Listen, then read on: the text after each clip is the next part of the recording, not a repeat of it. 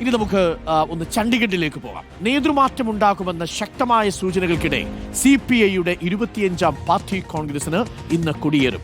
പ്രവർത്തകരുടെ വൻ പ്രകടനത്തോടെയാണ് ചണ്ഡീഗഡിൽ സമ്മേളനത്തിന് തുടക്കമാവുക. 710 പ്രതിനിധികളാണ് 5 ദിവസത്തെ CPI പാർട്ടി കോൺഗ്രസിൽ പങ്കെടുക്കുന്നത്. നാളെയാണ് സംഘടനാ റിപ്പോർട്ടും അവലോകന റിപ്പോർട്ടും അവതരിപ്പിക്കുക. ആദിൽ പാലോട് സമ്മേളന നഗരിയിൽ നിന്ന് ചേരുന്നുണ്ട്. Adil Palode, very good morning. ചണ്ഡീഗഡിൽ എന്താണ് കാലാവസ്ഥ? ചണ്ഡീഗഡ് ഏറ്റവും മനോഹരമായ ഇന്ത്യയിലെ നഗരങ്ങളിലൊന്നാണ്. ഏറ്റവും നന്നായിട്ട് നഗരാസൂത്രണം നടന്ന ഒരു നഗരമാണ് ചണ്ഡീഗഡ് എന്ന് പറയുന്നത്. ലേ കോർബ്യൂസിയർ എന്ന് പറയുന്ന ആർക്കിടെക്റ്റ് ആയിരുന്നു ചണ്ഡീഗഡിന്റെ ശില്പി എന്നുള്ളത്. അപ്പോൾ ചണ്ഡീഗഡിലെ പ്രഭാതം എങ്ങനെ?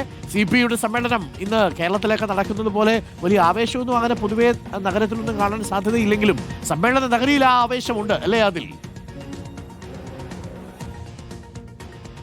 Good morning from Chandigarh. Arun പറഞ്ഞത് വളരെ കൃത്യമാണ്. വളരെ മനോഹരമായൊരു നഗരമാണ് ചണ്ഡീഗഡ്. അതുകൊണ്ട് തന്നെ അതിന്റേതായ നിയന്ത്രണങ്ങളും ഉണ്ടാകും. നാട്ടിലൊക്കെ നടക്കുന്നത് പോലെ വിപുലമായ പാർട്ടി കോൺഗ്രസും ആവേശവും നാടങ്ങും കൊടികൾ കെട്ടുകയും പാതയോരങ്ങളിൽ ഫ്ലക്സുകൾ വെക്കുക, അങ്ങനത്തെ പരിപാടികളൊന്നും ഇവിടെ ഉണ്ടാകില്ല എന്നുള്ളതാണ് ഒരു പ്രത്യേകത. ഏതായാലും നല്ല കാലാവസ്ഥയാണ്, വലിയ ആവേശമാണ് പാർട്ടി പ്രവർത്തകരെ സംബന്ധിച്ചിടത്തോളം. വിപുലമായ പരിപാടികൾ എന്ന് നമുക്ക് കേരളത്തിന്റെ സാഹചര്യത്തിൽ പറയാൻ കഴിയില്ല, കാരണം നമ്മൾ കണ്ടുപരിചയിച്ച ഒരു സാഹചര്യമല്ല ഉത്തരേന്ത്യയിൽ നമുക്കറിയാം.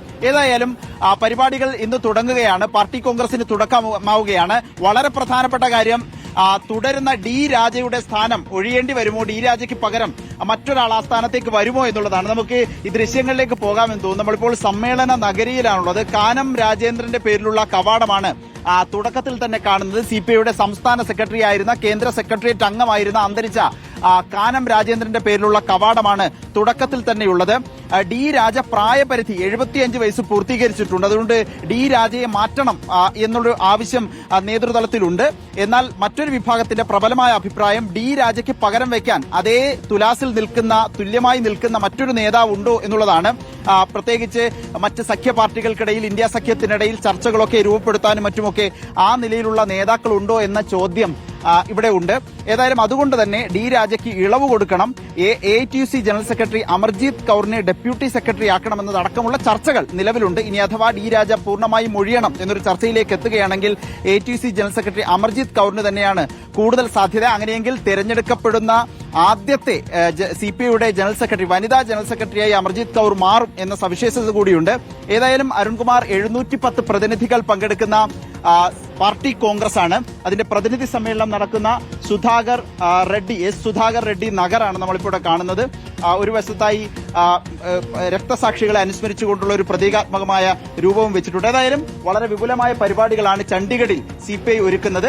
പാർട്ടിയിൽ ആരൊക്കെ, കേരളത്തിൽ നിന്ന് ആരൊക്കെ ദേശീയ നേതൃത്വത്തിലേക്ക് എത്തും? സന്തോഷ് കുമാറിന്റെ വാർത്ത നമ്മൾ നൽകിയിരുന്നു. കേന്ദ്ര സെക്രട്ടേറിയറ്റിലേക്ക് പ്രധാനമായും പരിഗണിക്കുന്നത് P സന്തോഷ് കുമാർ MP ആണ് എന്നുള്ളത്.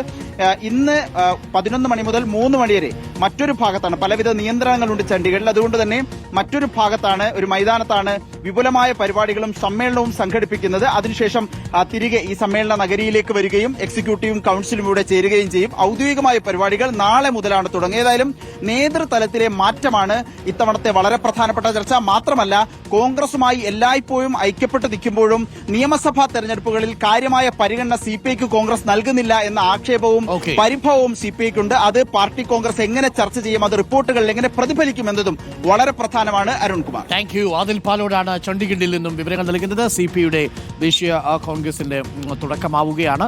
ഡി രാജ മാറി പുതിയ നേതൃത്വം വരുമോ എന്നുള്ളതാണ് എല്ലാവരും ഉറ്റുനോക്കുന്നത്.